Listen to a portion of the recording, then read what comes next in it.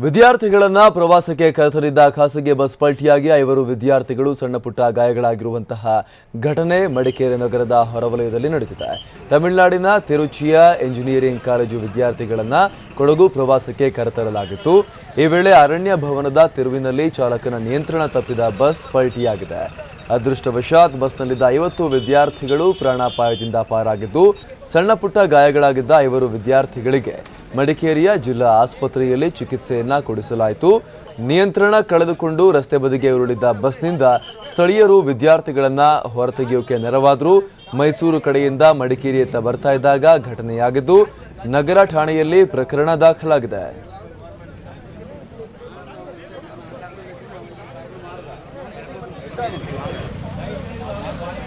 ವಿದ್ಯಾರ್ಥಿಗಳನ್ನ ಪ್ರವಾಸಕ್ಕೆ ಕರೆತಂದಿದ್ದ ಖಾಸಗಿ ಬಸ್ ಪಲ್ಟಿಯಾಗಿ 5 ವಿದ್ಯಾರ್ಥಿಗಳಿಗೆ ಸಣ್ಣಪುಟ್ಟ ಗಾಯಗಳಾಗಿರುವಂತಹ ಘಟನೆ ಮಡಿಕೇರಿ ನಗರದ ಹೊರವಲಯದಲ್ಲಿ ನಡೆದಿದೆ. ತಮಿಳುನಾಡಿನ ತಿರುಚಿಯ ಎಂಜಿನಿಯರಿಂಗ್ ಕಾಲೇಜು ವಿದ್ಯಾರ್ಥಿಗಳನ್ನ ಕೊಡಗು ಪ್ರವಾಸಕ್ಕೆ ಕರೆತರಲಾಗಿತ್ತು. ಈ ವೇಳೆ ಅರಣ್ಯ ಭವನದ ತಿರುವಿನಲ್ಲಿ ಚಾಲಕನ ನಿಯಂತ್ರಣ ತಪ್ಪಿದ ಬಸ್ ಪಲ್ಟಿಯಾಗಿದೆ.